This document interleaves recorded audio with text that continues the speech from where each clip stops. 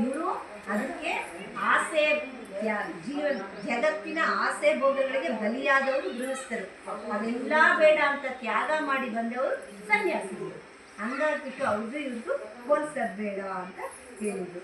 ಇದೇ ಥರ ಘಟನೆ ನಮ್ಮ ಆಶ್ರಮದಲ್ಲಿ ಮತ್ತೊಂದು ಕಡೆಯಿಂದ ಈ ಸನ್ಯಾಸಿಗಳು ಗರ್ವ ತಾಳಬಾರದು, ದರ್ಪ ತೋರಬಾರದು ಎಂದು ಅವರು ಎಚ್ಚರಿಸುತ್ತಿದ್ದರು. ಒಮ್ಮೆ ಸ್ವಾಮಿ ಅರೂಪಾನಂದರು, ಅಮ್ಮ, ಈ ಸನ್ಯಾಸ ಜೊತೆಗೆ ಅಹಂಕಾರವು ಬಂದುಬಿಡುತ್ತದೆ ಎಂದರು.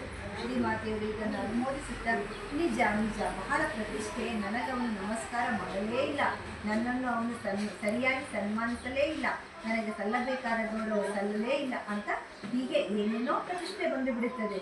ಈ ತರಹದ್ದಕ್ಕೆಲ್ಲ ಹೋಲಿಸಿ ನೋಡಿದರೆ ನಾವೀಗ ಇದನ್ನೆಲ್ಲ ಬಿಟ್ಟು ಇದನ್ನೆಲ್ಲ ಬಿಳಿ ಬಟ್ಟೆ ತೊಟ್ಟುಕೊಂಡು ಇದೇ ಉತ್ತಮ. ಕೆಲವೊಬ್ಬರಿಗೆ ಹಿಂಗೆ ಹೇಳ್ತಿರಲ್ಲ, ಸನ್ಯಾಸಿಗಳು ಅಂತ ಅವ್ರಿಗೆ ಸ್ವಲ್ಪ ಜಾಸ್ತಿ ಒತ್ತು ಕೊಡ್ತಾ ಇದ್ರೆ ಅವರಿಗೆ ಅಹಂಕಾರ ಬಂದರೆ ಏನಮ್ಮ ಅಂತ ಕೇಳ್ತಾರೆ. ಅಂಥವರು ಆ ಸನ್ಯಾಸ ಸ್ಥಾನಕ್ಕೆ ಅರ್ಹರಲ್ಲ.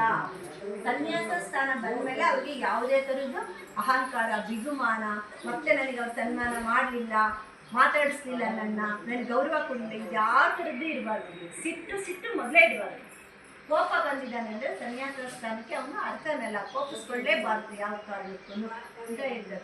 ಈಗ ಹೇಳ್ತಾರೆ ಶ್ರೀಮಾತೆಯರು, ಅಷ್ಟೇ ಎಲ್ಲ ಸನ್ಯಾಸಿಗಳಿಗೆ ಇದ್ದರೆ ಅವನು ಸನ್ಯಾಸ ಅಲ್ಲ ಅವರಿಗೆ. ಅದಕ್ಕೆ ಆ ಗೌರವ ತೋರಿಸ್ಬೇಕು. ಆ ಸನ್ಯಾಸ ಪದದಿಂದ ಅವನು ತ್ಯಾಗ ಮಾಡಬೇಕು.